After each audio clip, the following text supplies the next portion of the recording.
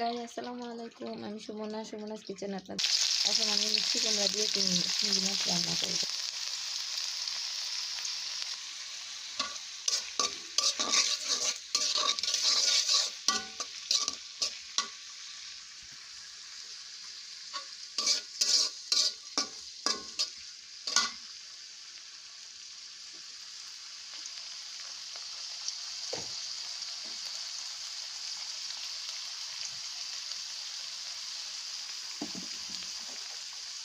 চিংড়ি মাছগুলো এখন দিয়ে দিলাম।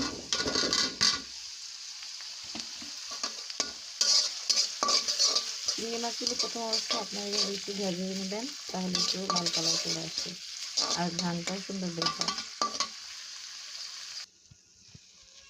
গাইস দেখুন, এই মুহূর্তে এখানে আমি এই চিংড়ি মাছের সাথে মরিচের গুঁড়া, হলুদের গুঁড়া, ধনিয়ার গুঁড়া দিয়ে দিয়েছি। আজকে আমি আদা রসুন বাটা দিব না, এর জন্য রসুন কুচিটা একটু বেশি করে দিয়েছি। এখন এখানে আমি মিষ্টি কুমড়া দিয়ে দিচ্ছি।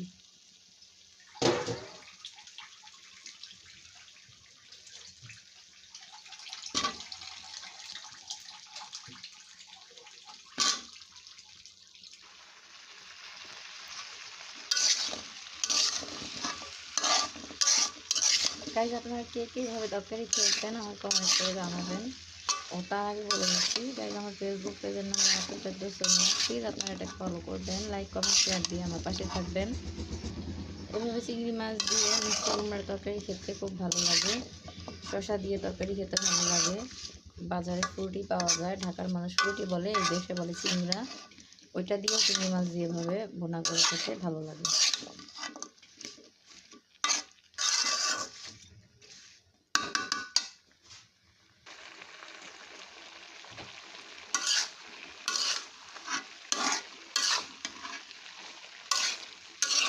তাই এখন আমি এভাবে মিষ্টি কুমড়োটাকে নাড়াচাড়া করে ভালো করে মশলার সাথে আর চিংড়ি মাছের সাথে মিক্সড করে দিচ্ছি।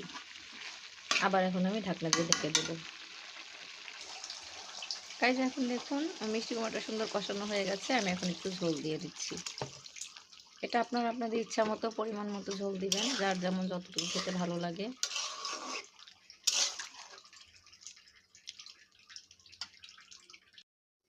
গাইস দেখুন, এদিকে রান্না করছি আর এই যে মুড়ি মাখানো খাচ্ছি।